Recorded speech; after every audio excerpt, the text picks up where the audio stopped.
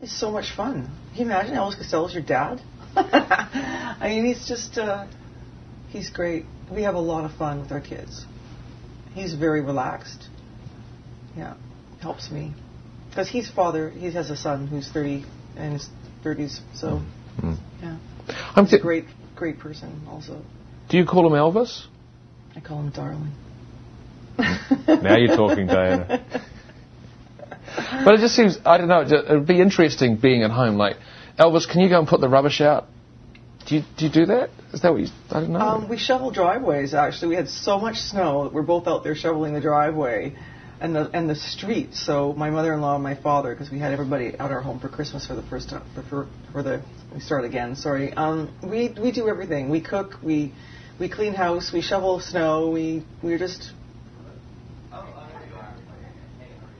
Regular. Oh, for regular. I don't think you wouldn't be that regular, Diana, for goodness sakes.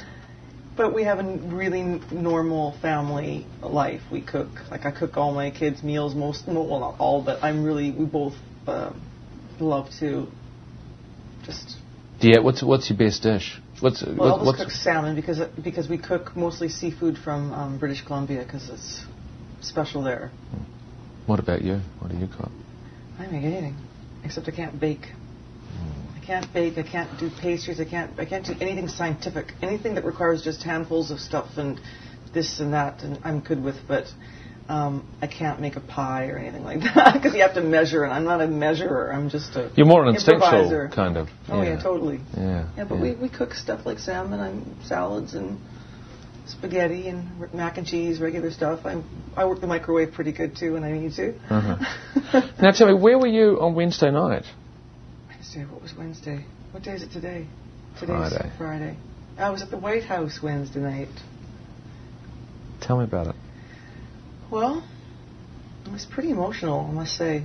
I haven't been there. The last time I was there was with my mother. So I met President and Mrs. Obama in the same room where I was with my mother, where I met President Clinton at that time. So it was really surreal. First of all, it was Stevie Wonder, so we were all playing together and listening to Stevie Wonder, and everybody's grooving, and it's a very good feeling. And a lot of people were emotional, and I found myself, when I met them, I was in tears, and I just kind of... When you met the Obamas? Oh, I met the Obamas, yeah. Mm-hmm. And very warm, it doesn't feel formal, and I just read the article in Vogue magazine. Michelle Obama is on the cover, and I've always thought of my children as raising them as citizens of the world, because we're in so many different countries, so many different places, and I'm Canadian, so I can't vote, but I care about the world, and I think this is a good, it's going to be challenging, but it's a good thing. And she said in the article that she considers her children citizens of the world, so we spoke about that. So here's a woman who's my age, who has 2 children, and they are together as a couple. It feels like a family, and it's the first time where I've actually the lights kind of went on. I went, the First Lady is a woman I can really, I don't know, I don't think I can't relate to, but I definitely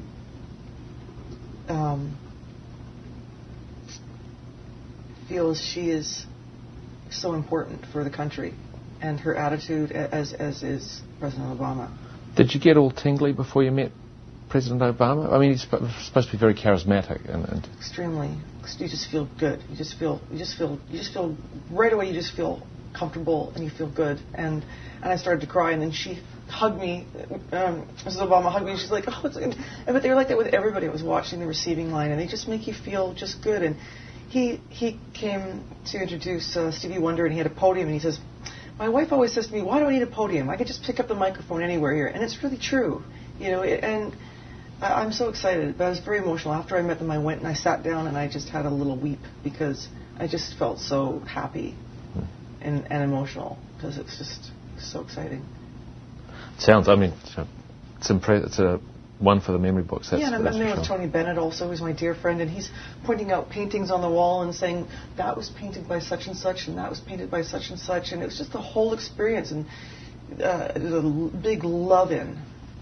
And considering what the last 8 years have been like, you know, I think that's why it hit me so hard. It was just like, oh, thank God.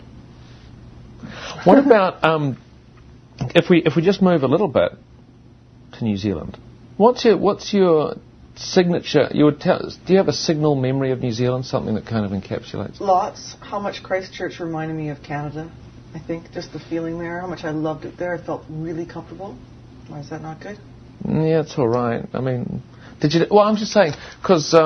What was it? I think it was it Peter, the English guy, was saying, we went jet boat. Did you do any? I mean, you went riding.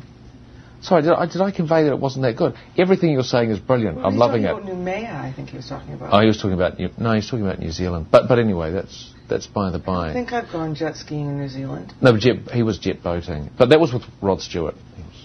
This was another thing. Were you interviewing Pete Buckland?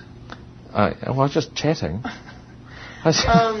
Well, lots of things. I mean, I think the most I love to ride horses, and I don't get a chance to very often. And I had the good fortune of going riding with two women who are endurance riders. They ride for they're in incredible shape. And I hadn't ridden for about a year, but I didn't want to let that show, so I just kind of went along with it. But I had a concert the next day, and I could barely walk on the stage in Auckland. But I think I don't know. It feels very comfortable. It feels very much like home.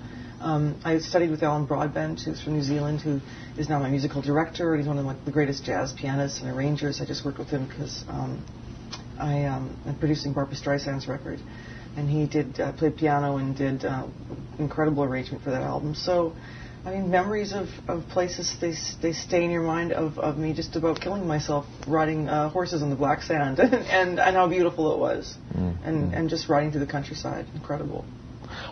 Getting to Barbra Streisand, what people would have a particular... People... Go ahead. I can't sing with you, Diana. I got all shy. People have a particular view of her as this very, I suppose, diva. Is she actually like that, or what's she like? She's an incredibly strong woman. She wears a lot of hats. She directs. She acts. She sings.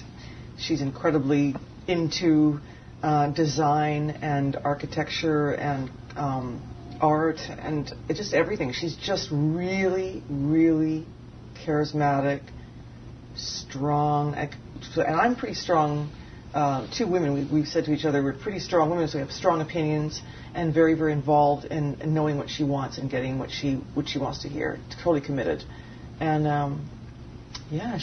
there's only one Barbra Streisand, and she has just an incredible stamina and focus that is unlike anybody else I don't think I've ever worked with. She is just so focused and has incredible stamina. She can just work and work and work and work and work. And it's very... you have to be really focused with her to keep up. You're strong. She's strong. Any fights? Any fights? No, yeah. Of course not. We don't fight. Just loving. She's very, very good to me, and I learned, I'm still learning a lot because I was just on the telephone with her, and it's been a good experience, challenging for sure. Okay, last question. I'm doing something different with her than she's. If you're working with an artist who's used to doing something, used to working with producers, but you're taking an artist working with another artist, and I think that's made for a very interesting record and a really great record. Beautiful. She's done some things. I think some of the best singing in her career of just piano and voice, and really quite stunning. Last question. When are you coming to New Zealand again, Diana? No, when am I coming to New Zealand? Maybe later this year. Yeah. On your calendar. So it is? November. Really? Australia. Enough of this. I'm going to ask you again, I live in the moment. Diana. Don't live in the moment. When are you coming to New Zealand? The end of this year, November. The plan is to come to New Zealand in November of this year.